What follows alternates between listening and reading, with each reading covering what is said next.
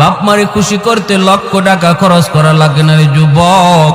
মারে বাবারে খুশি করতে বোয়াল মাছ খাওয়ানো লাগে না। মুখ বইরা আম্মা কয়া ডাক দেও, মুখ বইরা আব্বা কয়া ডাক দেও, দেখবা বাপ মার দিল খুশি হয়ে গেছি।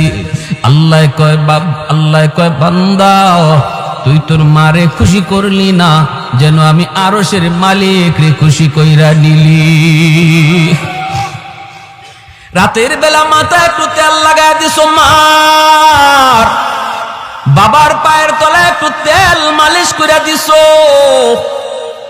ওই রাতে যদি তোমার মরণ হয়, মায়ের নবীর সুসংবাদ তোমার ব্যাপারে, যত বড় গুনাহগার তুমি হও না কেন, সকাল হওয়া মাত্রই তোমার জন্য জান্নাতের দরজা খোলা। সকাল হওয়া মাত্রই জান্নাতের দরজা খোলা। আর একজন যদি জীবিত থাকে, একজনকে খুশি করো, একটা জান্নাতের দরজা তোমার জন্য খোলা। এরপরে নবী বলেন আমান আসবাহা আসিয়ান লিল্লাহি ফি ওয়ালিদাইহি আসবাহা লাহু বাবান মাফতুহান মিনান নার। আর যদি কোনো সন্তান রাতের বেলা মারে কষ্ট দেয়, বাবার কলিজায় আঘাত দিয়া রাতে ঘুমায়, অথচ বাবার কাছে মাপ চাইল না, এমন কথা বলল যেই কথায় বাবার কলিজায় লাগছে, মার কলিজায় লাগছে, এরপরও মার কাছে মাপ চায় নাই, বউ বাচ্চা নিয়ে ঘুমায় পড়ছে। মায়ার নবী দয়ার নবী বলেন তুমি যত বড় হাজি সাবার নামাজি হও, সকাল হওয়া মাত্রই তোমার জন্য জাহান্নামের দুইটা দরজা খোলা। কিলা ইয়া রাসূলুল্লাহ ওয়া ইন যালামা।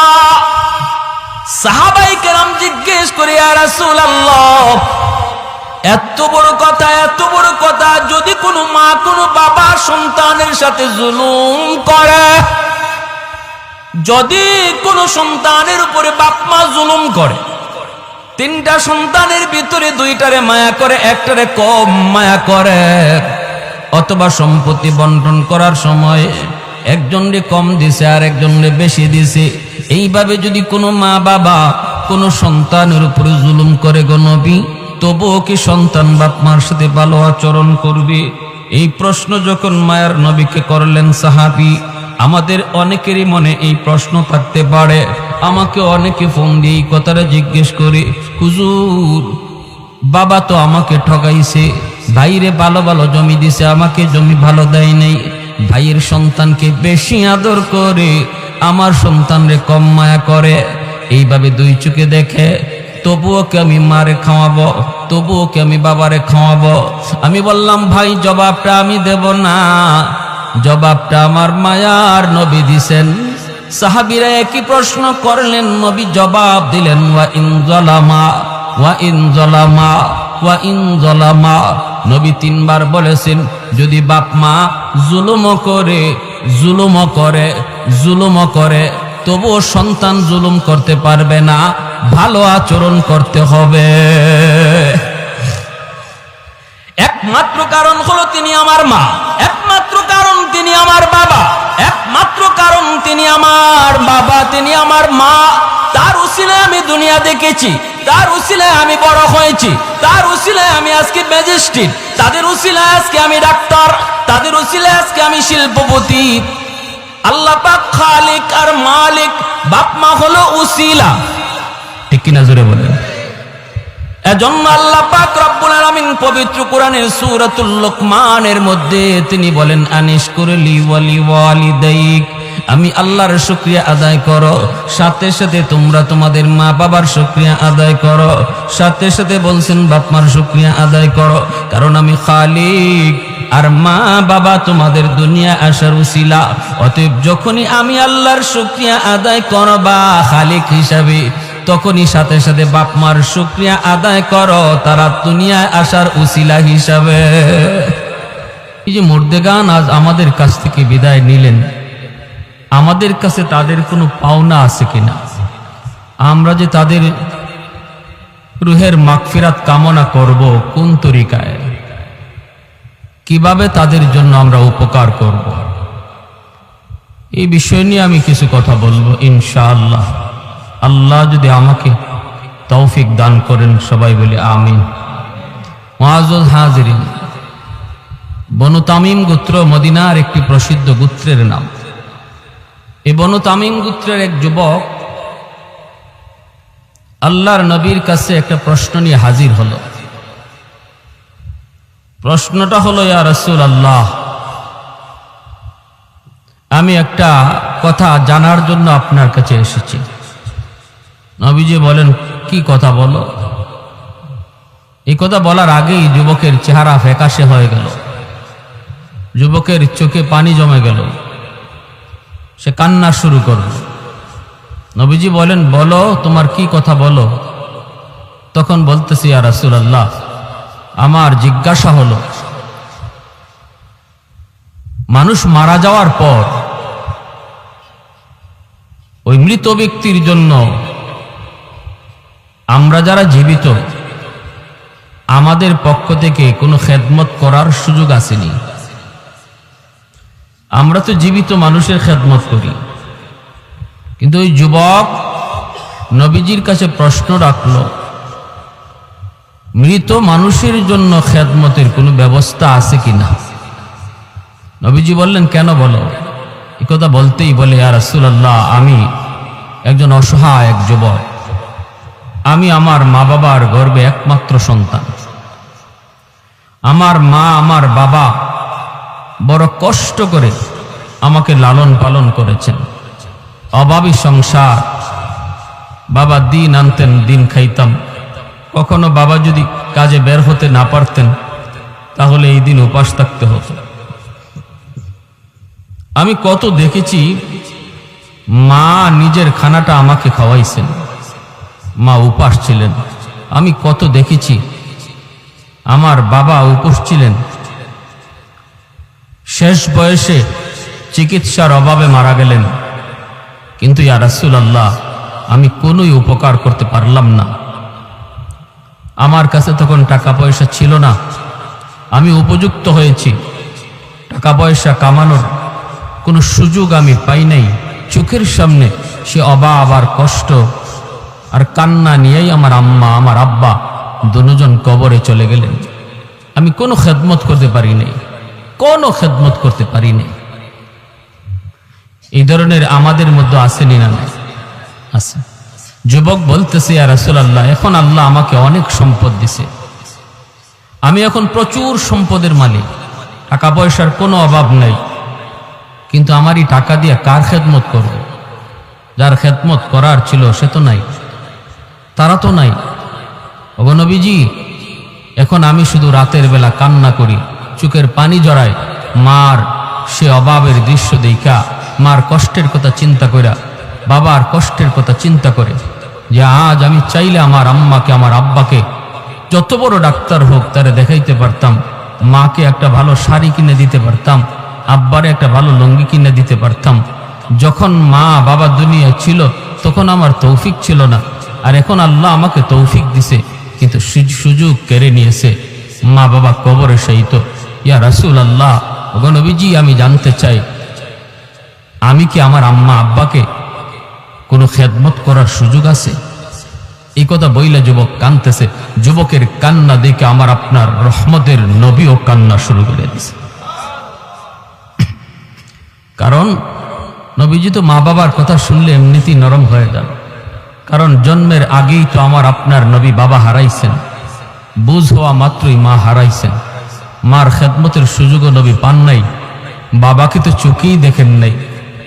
আব্বা ডাক্তার ভিতরে কত মজা আমার আপনার নবী তা জানেন না। বাবা ডাক দিলে কত মজা লাগে সেটা নবী বুঝতেন না। এজন্য মা বাবার কথা যেই বলতো মায়ার নবী তখনই কান্না শুরু করে দিতেন। রাসূল করিম সাল্লাল্লাহু আলাইহি ওয়াসাল্লাম যুবকের এই কথা শুইনা নবী তাকে সান্ত্বনা দিয়ে বলেন, যুবক, কান্না থামাও, কান্না থামাও। যদিও মা বাবা কবরে শায়িত, যদিও দাদা দাদি কবরে শায়িত, নানা নানি কবরে শায়িত, তবু আওলাদ যদি চায় দুনিয়া তাইকা কবরে শায়িত বাপ মার খেদমত করার সুযোগ আল্লাহ এখনো রেখে দিয়েছে। নবীজি বলেন, 5টা কাজ যদি করো হাদিস শরীফ আল্লাহর নবী বলেন, 5টা কাজ যদি করো আল্লাহ তোমার খেদমত মা বাবার কবরে পৌঁছে দিবে। 5টা কাজ কি কি একটু জানার ইচ্ছা আছে সবার? সবাই জানতে আগ্রহী? আলহামদুলিল্লাহ, যাদের মা বাবা আজকে দুনিয়াতে আছেন তাদেরও জানা দরকার, কারণ একদিন তারা থাকবে না। কে আগে যাবে কে পরে যাবে কেউ জানে না। আসার সময় সিরিয়াল মেনটেন হয়, যাবার সময় কোনো সিরিয়াল নেই, কে আগে যায় কেউ জানে না। আমরা যারা মাটির উপরে থাকবো আমাদের জন্য করণীয় কি? নবীজি বলেন হাদিসের আলোকে 5টা আমল যদি আমরা করি তাহলে আমরা আমাদের কবরে শায়িত মুর্দেগানের খেদমত করতে পারব। আল্লাহর নবী রহমতের নবী বলেন 5টা আমল। 1 নম্বরে নবী বলেন আসসালাতু লাহুমা। নবী বলেন যুবক, 1 নম্বর আমল হলো, 1 নম্বর কাম হলো বেশি বেশি করে তুমি তাদের জন্য দোয়া করো। বেশি বেশি করে তাদের জন্য তুমি দোয়া চাও। কোন দোয়া? যে দোয়াটা আল্লাহ কোরআনের মাধ্যমে শিখাইছেন, রব্বির হামহুমা কামা রব্বায়ানি সগীরা। এই দোয়াটা শিখাইছেন কে? একটু মনোযোগ দিয়ে কথাগুলা শুনব, লম্বা চড়া কোনো বয়ান না, 5টা কথা বলার পরই বয়ান শেষ। একটু মনোযোগ যুবক, একটু দিলটা নরম করে কথাগুলি শুনো রে। আল্লাহ নবী বলে 1 নাম্বার হলো তাদের জন্য দোয়া। যেই দোয়াটা আল্লাহ কোরআনের মাধ্যমে শিখাইলেন। আল্লাহ নিজে বলেন তুমি যদি তোমার বাপ মার জন্য দোয়া করতে চাও আমি আল্লাহর কাছে, তাহলে এইভাবে দোয়া করো। যদি আল্লাহ নিজে দোয়া শিখায় দেন তাহলে বোঝা গেল এইভাবে দোয়া করলে আল্লাহ কবুল করবে, এর গ্যারান্টি আছে, ঠিক কিনা? ফ্যাক্টরির মালিক যদি বলে আমার ফ্যাক্টরিতে যারা চাকরি করার জন্য দরখাস্ত দিয়েছো, আমি সব দরখাস্ত দেখার পর একজনকে আমি শুধু চাকরি নিয়োগ দিব, একজনকে দিব। কে সেই একজন? কে সেই একজন? এদের ভিতর থেকে একজনকে ফ্যাক্টরির মালিক, কোম্পানির মালিক নিজেই দরখাস্ত লেখা দিল, ও মিয়া তোমার বাড়ি আমার এলাকায়, আমি ঢাকায় থাকি, বাড়ি আমার বিবাড়িয়া, তবে এসেছো বিবাড়িয়া থেকে, আমার দেশের মানুষ, তোমাকে আমার বড় পছন্দ হয়েছে, ফ্যাক্টরিতে চাকরি করবা বলে হ। দরখাস্ত কেমনে লিখবা আমি শিখায় দিই, আমার কাছে দরখাস্ত এইভাবে তুমি লেখো। মালিক যদি দরখাস্ত শিখায় দেয় তাহলে বোঝা গেল আর কারো চাকরি হোক না হোক তারটা হবে 100% গ্যারান্টি। ঠিক তদ্রুপ আল্লাহ পাক কয় তোমরা যারা মার জন্য বাবার জন্য দোয়া করো রে, নিজের থেকে দোয়া করা লাগবে না, আমি আল্লাহ বলে দিই এইভাবে আমার কাছে চাও। বুঝা গেল চাইতে দেরি দোয়া কবুল হতে দেরি না। আল্লাহ পাক কয় রব্বির হামহুমা কামা রাব্বায়ানি সগীরা। এ যুবক, তোমার মা তোমার বাবা শিশুকালে তোমাকে আমাকে যেইভাবে লালন পালন করেছেন, এই দৃশ্যটা হয়তো তুমি ভুলে গেছো, কিন্তু আল্লাহ পাক তিনি ভুলেন না। আল্লাহ পাক জানেন শিশুকালে একজন সন্তানকে তার মা কতটা আদর করেছে, বাবা কতটা আদর করেছে। নিজের না খায় সন্তানকে খাওয়াইছে, নিজের না পইরা সন্তানরে পড়াইছে। কত বাবা ঈদের দিনে সিরা লঙ্গি পরছে, কিন্তু সন্তানরে নতুন কাপড় কিনা দিছে। কত মা ঈদের দিনে নিজে পুরাতন কাপড় পরছে, কিন্তু সন্তানের নতুন কাপড় কিনে দিছে। রব্বুল আলামিন তিনি বলেন শিশুকালের দৃশ্যটা আমি আল্লাহ এখনো দেখতেছি। তোমার বাবার গায়ের ভিতরে কত অসুস্থতা, এরপরও নিজে ডাক্তার দেখায় না। অসুখ বিসুখ একটা দুইটা নয়, কত অসুখ, কিন্তু তুমি অসুস্থ হয়েছো। রাত কোন একটা না দুইটা, সেই দিকে বাবা তাকায় না, তোমাকে কুলে নিয়ে ডাক্তারের কাছে দৌড় দেয়। বাজারে গেছে, বাবার পকেটে টাকা নাই রে যুবক, বাবার পকেটে টাকা নাই, কিন্তু বাড়িতে আসার আগেই মাথার ভিতরে চিন্তা, আমি ঘরে ঢুকলে পরে আমার সন্তান বলবে আব্বু কি আনছো, আমি তখন কি দিব কি দিব। এই চিন্তা করে কত বাবা মানুষের কাছ থেকে ধার করে ঋণ করে করে তোমার আমার জন্য কিছু নিয়ে আসছি। আল্লাহ পাক রব্বুল আলামিন বলেন, তুমি যখন আমি আল্লাহর কাছে বাপ মার জন্য দোয়া চাইবা, তখন আমাকে ইয়াদ করায় দিও। আমাকে বইল মালিক, শিশুকালে আমার আম্মা আমার আব্বা যেইভাবে আমাকে মায়া করছেন, আল্লাহ কবরেও তুমি ওইভাবে মায়া কইর, আমাকে ইয়াদ করায় দিও, আমাকে ইয়াদ করায় দিও। আমি আল্লাহর তো ইয়াদ আছি, আমি শুনতে চাই তোমার মুখ থেকে কথা। এজন্য আল্লাহ নবী রহমতের নবী বলেন, এ দুনিয়ার সন্তানের দল, বাবাকে চোখে দেখি নাই, মার খেদমত করার সুযোগ পাই নাই। সাহাবায়ে কেরামদেরকে নিয়ে জিরানা নামক জায়গার ভিতরে নবীজি বসা, হঠাৎ করে সাহাবায়ে কেরাম দেখেন আমার আপনার নবী দৌড় শুরু করলেন। তাকা দেখেন একজন বৃদ্ধা মহিলা লাঠিতে বর দিয়া মায়ের নবীর দিকে আসে, আর ওই মহিলাকে আগায়া আনার জন্য রহমতের নবী, দু জাহানের সর্দার, যিনি কারো সম্মানে দাঁড়ান না, তার সম্মানে সবাই দাঁড়ায় যায়, সেই নবী বসা থেকে দাঁড়ালেন। শুধু দাঁড়ালেন তা না, ওই বৃদ্ধা মহিলার সম্মানে নবী দৌড় শুরু করে দিলেন, আর বলতেছেন, মা মা তুমি নবুয়তি চাদরে বসে যাও। সাহাবীরা জিজ্ঞেস করে, গো নবী কি তার করবা? তোমার এক নাম্বার ডিউটি হলো নামাজ পড়ার পর সাথে সাথে মুনাজাত উঠাও, রব্বির হামহুমা কামা রাব্বায়ানি সগীরা বলো। নামাজের আগেও তুমি হাঁটতেছো, মার কতিয়াত হয়েছে, নামাজ ছাড়ো তুমি বলো রব্বির হামহুমা কামা রাব্বায়ানি সগীরা। কোরআন হাদিসের কথা যারা শুনে, যে যুবকগুলি কোরআনের কথাগুলি দিল দিয়া গ্রহণ করে, এই যুবক কোনো দিন মার কবর দেখা বাবার কবর দেখা গান গাইবে না, বরং বাপ মার কবর দেখা মাত্রই সাথে সাথে এই দোয়া করবে। কত যুবক বাবার কবরের পাশ দিয়া চইলা যায়, বন্ধুদের সাথে গল্প করে করে চলে যায়, দিলের ভিতরে কোনো অনুভূতি নাই, দিলের ভিতরে কোনো পরিবর্তন নাই। না না না, যুবক একটাবার চিন্তা করো রে, একটাবার চিন্তা করো, এই মা এই বাবা কতটা ঋণ তোমার আমার কাছে রাইখা গেছে।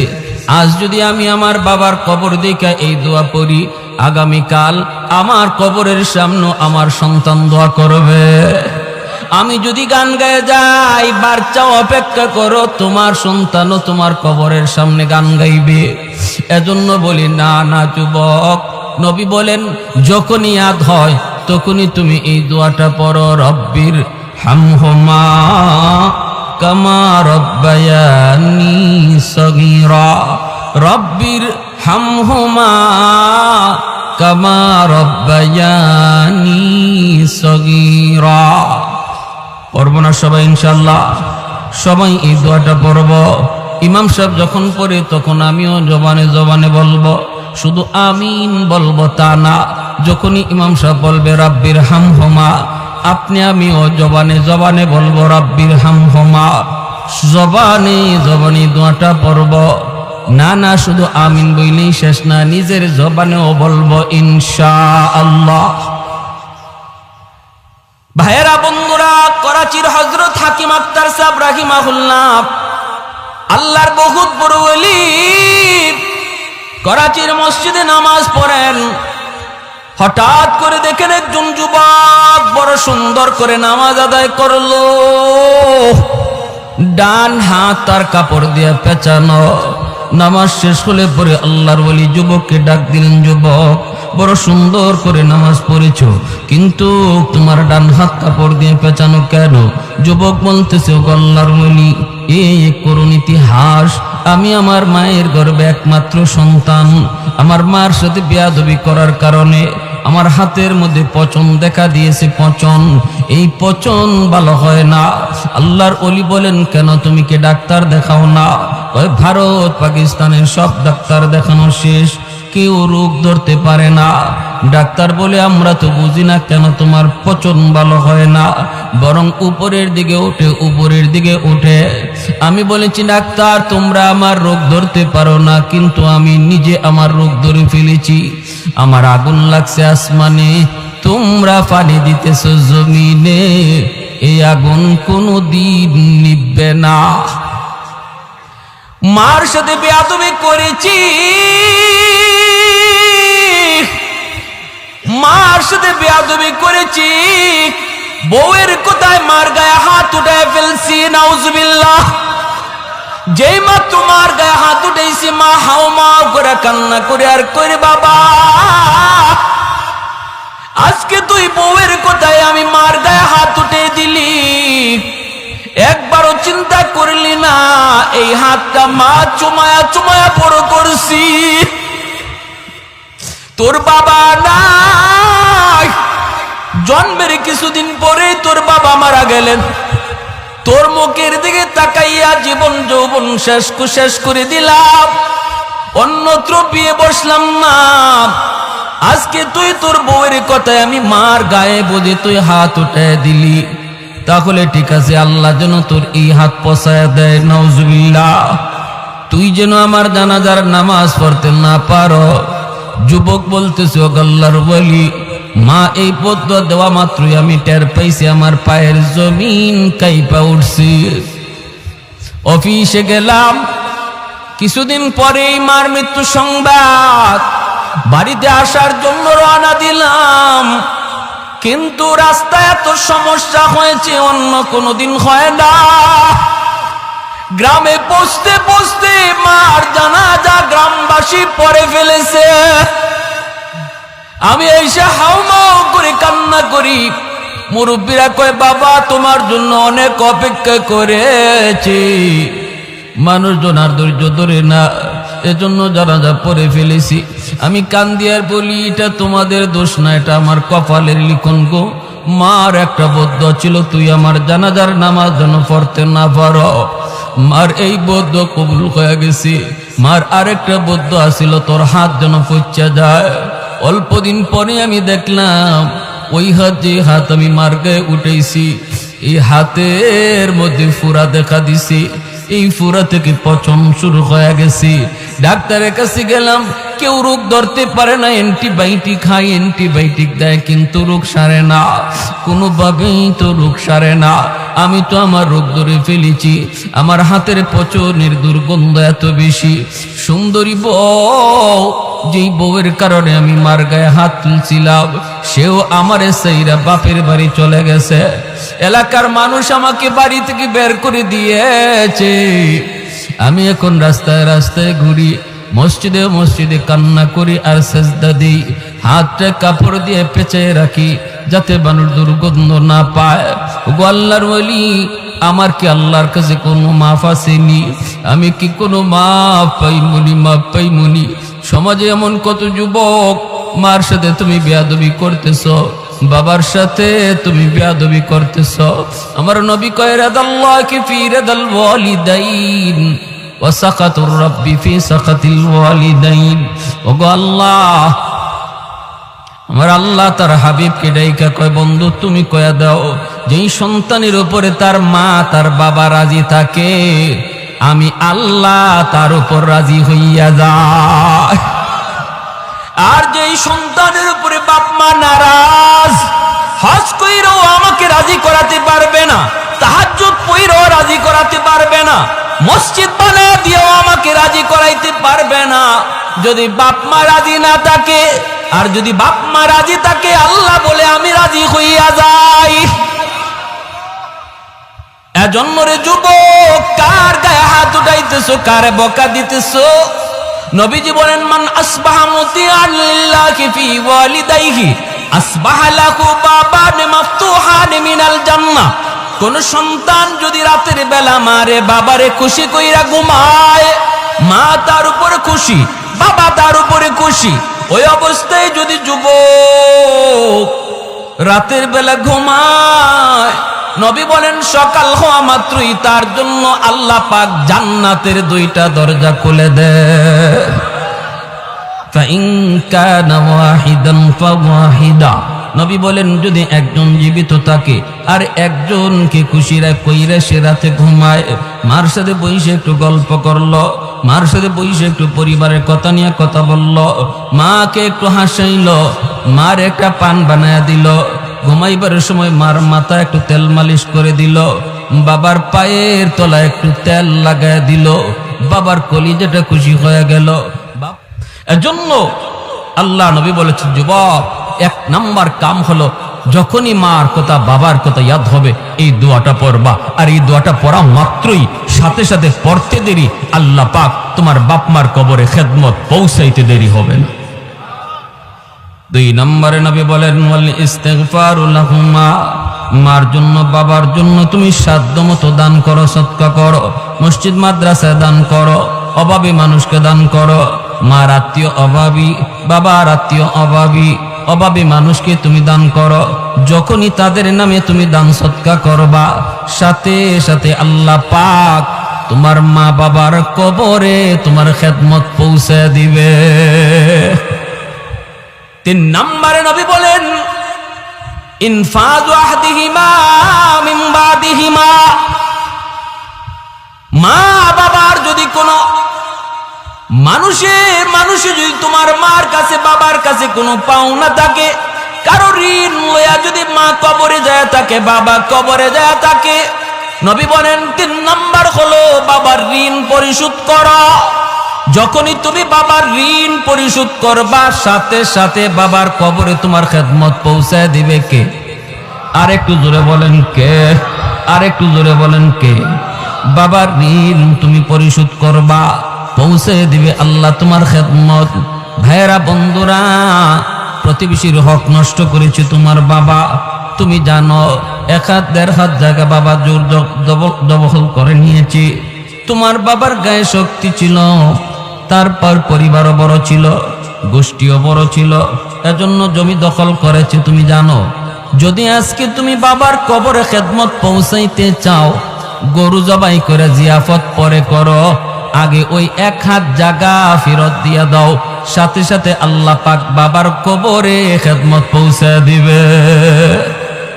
তোমার ফুফুদের পূর্ণ হক নষ্ট করেছে, তোমার আব্বা তোমার ফুফুদের হক দেয় নাই, তোমার প্রতি দরদি হইয়া, তোমার প্রতি দরদি হইয়া, সন্তানের ভবিষ্যতের কথা চিন্তা কইরা বোনদের হক অনেক ভাইয়েরাই নষ্ট করে।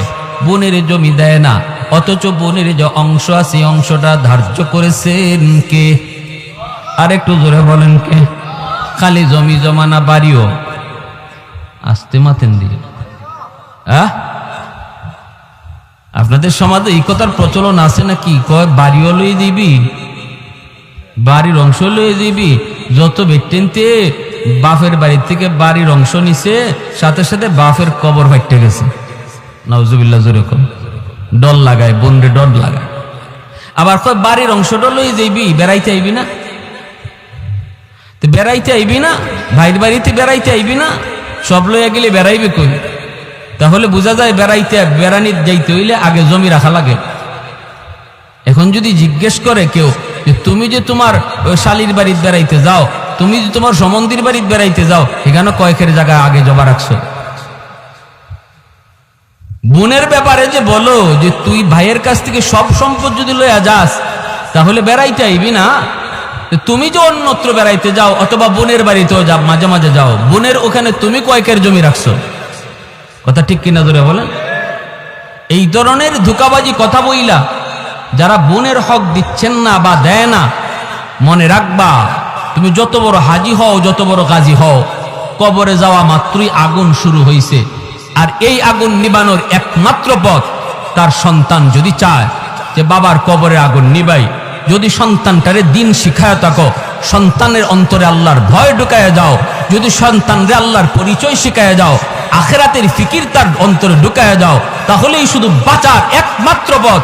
এই সন্তান যদি মনে করে আল্লাহ আমার আব্বার কবরে আগুন নিবানো দরকার, সেই শুধু পারে এই অংশটা ফেরত দিবে, ফুফুদেরকে ডাকবে, ফুফু না থাকলে ফুফাতো ভাই বোনরা ডাকবে, দেখকে বলবে তোমাদের যে অংশটা আছিল পুরাপুরি লইয়া যাও, পুরাপুরি দিয়া দিবে। যদি তোমার চাচারে ঠগায়া থাকে, চাচারে ডাকো, ডাককে নাইলে চাচাতো ভাই বোনরে ডাকো, ডাককে তাদের অংশটা তাদেরকে বুঝাও। যেদিন বুঝাইবা, যেদিন ফেরত দিবা, ওই দিনই বাবার কবরের আগুন নিববে। কথাটা শক্ত হয়ে গেছে কি ভাই? অসুবিধা হইতেছে আপনাদের? এর আগে 10টা গরু জবাই করে জিয়াফত করলেও কবরের আগুন নিববে না, কবরের আগুন নিববে না। আরেকজনের হক নষ্ট কইরা তুমি কবরে যাবা, আর এই হক ফেরত না দিয়া তোমার সন্তান 10টা গরু জবাই কইরা জিয়াফত করছে, লাভ নাই। এজন্য আল্লাহ নবী বলে, যুবক, যদি তুমি তোমার মা বাবার খেদমত করতে চাও, তাহলে 3 নাম্বার কাজ হলো, মা বাবার কাছে যদি কোনো ঋণ থাকে কারো, তারা যদি ঋণ লইয়া কবরে যায় থাকে অথবা কারো হক নষ্ট করে কবরে যায় থাকে, সেই হকটা তুমি দ্রুত ফেরত দাও, সাথে সাথে তোমার খেদমত কবরে পৌঁছায় দিবে কে? আল্লাহ। কি ভাই অসুবিধা হইতেছে? কথাগুলা জানার দরকার আছে না নাই? 4 নম্বর আল্লাহর নবী বলেন, সিলাতুর রাহমিল্লাতি লা তুসালু ইল্লা বিহিমা। আল্লাহর নবী রহমতের নবী বলেন, যুবক, 4 নাম্বার হলো তোমার মার যাদের আত্মীয় স্বজন আছে, মা দুনিয়ায় নাই কিন্তু মার আত্মীয় স্বজন এখনো দুনিয়ায় আছে। যেমন মামা মায়ের আত্মীয়, খালা মামার মায়ের আত্মীয়, নানা মায়ের আত্মীয়, নানি হলো মায়ের আত্মীয়, খালাতো ভাই বোন মায়ের আত্মীয়, মামাতো ভাই বোন তোমার মায়ের আত্মীয়। মাছকে কবরে যদি তুমি মায়ের কবরের আগুন নিবাইতে চাও অথবা কবরে খেদমত পৌঁছাইতে চাও, নবী বলেন তাদের রক্তের মানুষের সাথে সুসম্পর্ক রাখো। মামাতো ভাই বোনকে ডাকো, খালাতো ভাই বোনকে ডাকো, ওদের বিপদে তুমি পাশে যায় দাঁড়াও। যখনই তুমি একটা ফোন দিয়ে কইবা, কিরে ভাই কেমন আছো, কেমন আছো, নবী বলেন যেন তুমি কবরে ফোন লাগাইছ। মার কবরে তোমার ফোন লাগাই দিবে আল্লাহ। তুমি ফোন দিছো মায়ের রক্তের মানুষ কেমন আছে, কিন্তু আজকে আমাদের চিত্র হলো এমন, নিজের মানুষ পর হয়ে যায়, পর আপন হয়ে যায়। ঠিক কিনা জোরে কোন? আজকে পর আপন হয়ে যায়, আপন পর হয়ে যায়। মামা চিকিৎসার অভাবে মারা যায়, বাগনা খবর নেয় না। মার নামে গরু জবাই করে, কিন্তু মামা অসুস্থ। হাদিস জানি না, আমার নবীর কথা জানি না, বিদায় আমরা বুঝি না, আমল করি না। মায়ার নবী দয়ার নবী বলেন, যুবক, একজন যুবক আমার নবীর সামনে শুধু দাঁড়ানো, আর রহমতের নবী সরওয়ারে দু জাহান তিনি ওয়াজ করেন। বক্তা হলেন একজন, শ্রোতা হলেন একজন। নবী 4 নম্বরে বলেন, বাবা তোমার দুনিয়াতে আজকে জীবিত নাই, কিন্তু বাবার আত্মীয় স্বজন দুনিয়ায় আছে, দাদা আছে, দাদি আছে, চাচা আছে, চাচি আছে, ফুফু আছে, ফুফা আছে, ফুফাতো ভাই বোন, এরা হলো তোমার বাবার রক্তের মানুষ। এরে যুবক, যদি বাবার কবরে তুমি খেদমত পাঠাইতে চাও, বাবার রক্তের মানুষগুলির খবর নেও, এদের সুখে দুঃখে তুমি পাশে থাকো, সাথে সাথে আল্লাহ পাক তোমার খেদমত বাবার কবরে পৌঁছায় দিবে কে? আমরা সপ্তাহে অন্তত একবার ফোন করতে পারি। আরে ভাই, ফোন দিলেই যে টাকা দেওয়া লাগবে তা তো না, ঠিক না?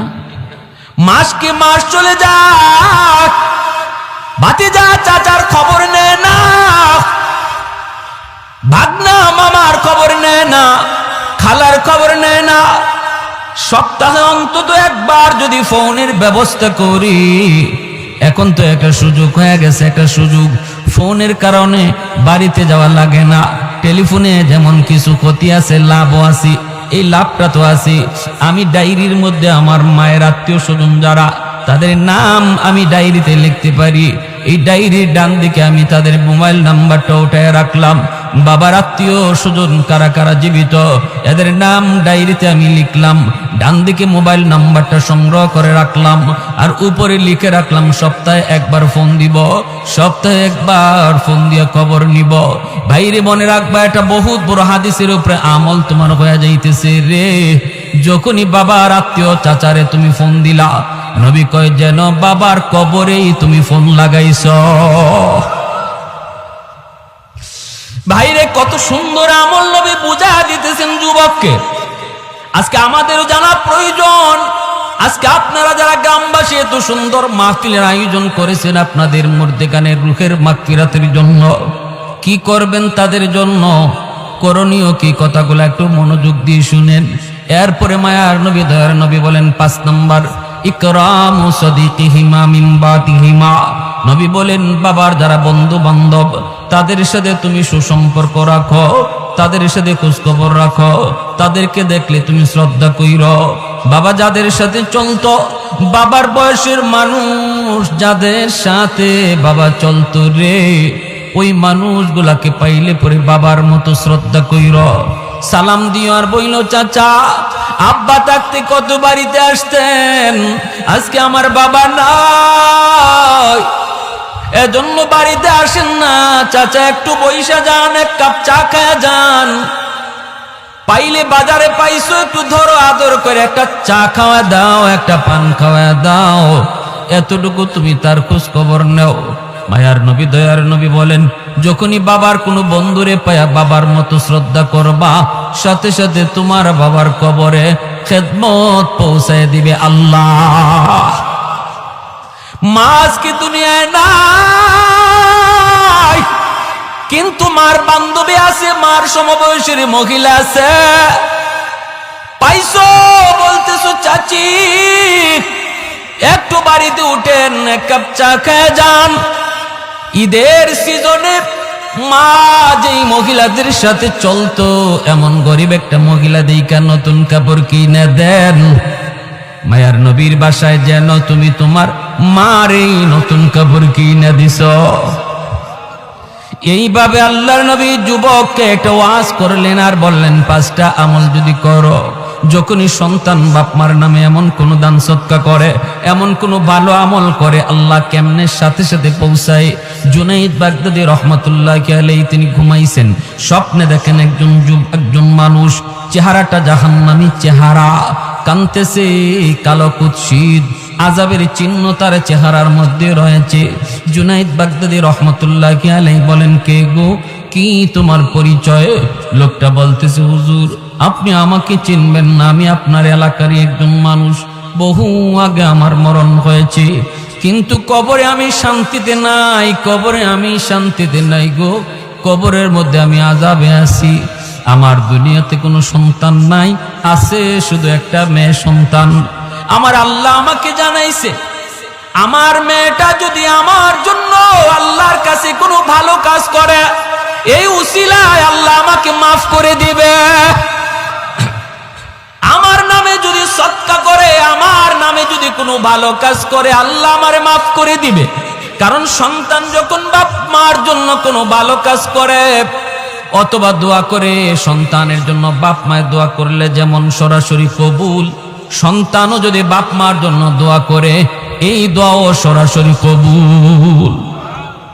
সালাসাতুন দাওয়াতুম মুস্তাজাবাতুন লা শাক্কা ফীহ, দাওয়াতুল মাজলুম ওয়া দাওয়াতুল মুসাফির ওয়া দাওয়াতুল ওয়ালিদ আলা ওয়ালাদিহি। আল্লাহ নবী রহমতের নবী বলেছেন 3 ব্যক্তির দোয়া সরাসরি আল্লাহর দরবারে কবুল হয়।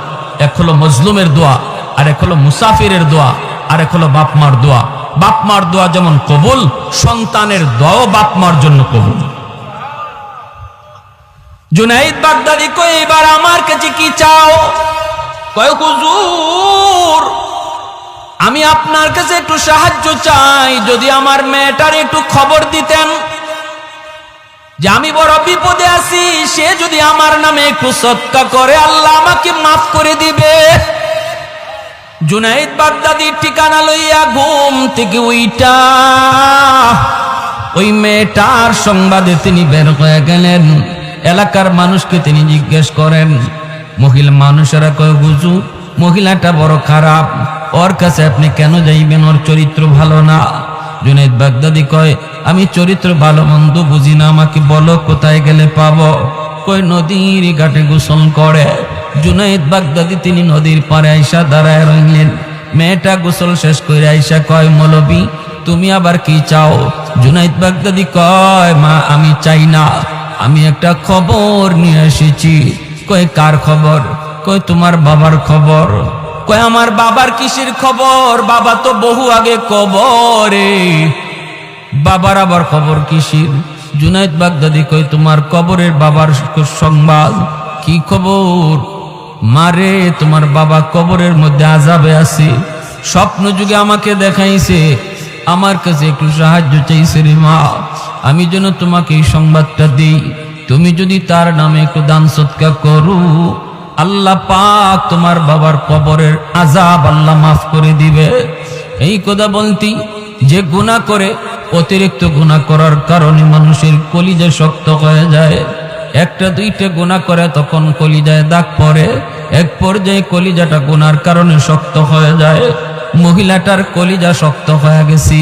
জুনাইদ বাগদাদির দিকে এক মুঠ পানি হাতে নিয়া ঢিল মারছে ঠাট্টা কইরা, আর কয় এইটুকু পানি আমার বাপের রুহের মাগফিরাতে সদকা করলাম। জুনাইদ বাগদাদি দেহটা সরায় নিলেন, পানিটা ওনার দেহে পড়ল না, পানিটা পড়ল মাটিতে। আর জুনাইদ বাগদাদি তিনি চলে গেলেন আফসোস করে করে, হায় রে এমন সন্তান বুঝি হয় যেই সন্তান